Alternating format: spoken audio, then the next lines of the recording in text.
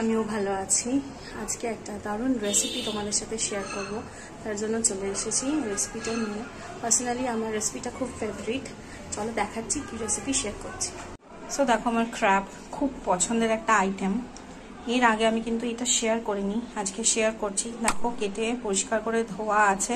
আমি গরম জলে ধুয়ে নিয়েছি, সবসময় একটু গরম জলে ধুয়ে নেওয়া ভালো।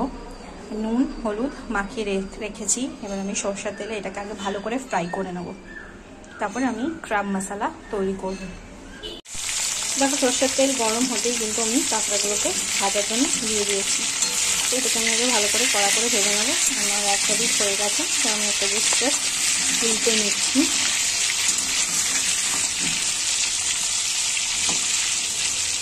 আগে এগুলো ভেজে তুলে নেবো, তারপরে এই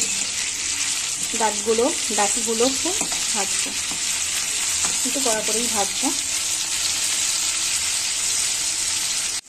তো দেখো, আমি কাঁকড়াগুলোকে কিন্তু খুব ভালো ডিপ ফ্রাই করে নিয়েছি, করে আমি তুলে নিয়েছি। দেখো, এটা কিন্তু ফ্রাইও দারুণ লাগে কাঁচা পেঁয়াজ দিয়ে বা স্যালাড দিয়ে। তো আমি এটা ফ্রাই করে তুলে নিয়েছি।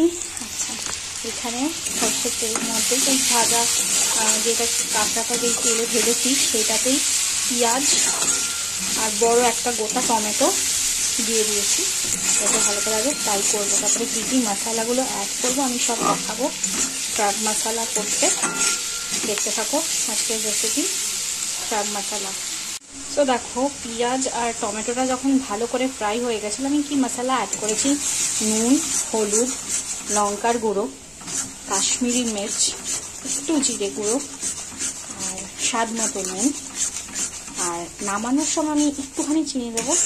এবার এটাকে আমি ভালো করে সামান্য একটু জল দিয়ে কষাচ্ছি। এটা আদা বাটা রসুন বাটা, হাফ চামচ আদা বাটা, হাফ চামচ রসুন বাটা।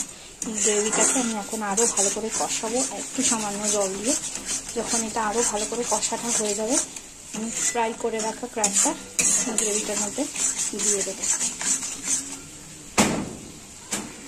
দেখো, এই ফ্রাই করে রাখা ক্র্যাবগুলোকে এবার এই মশলা যে আমার তৈরি হয়ে গেছে আমি দিয়ে দিচ্ছি।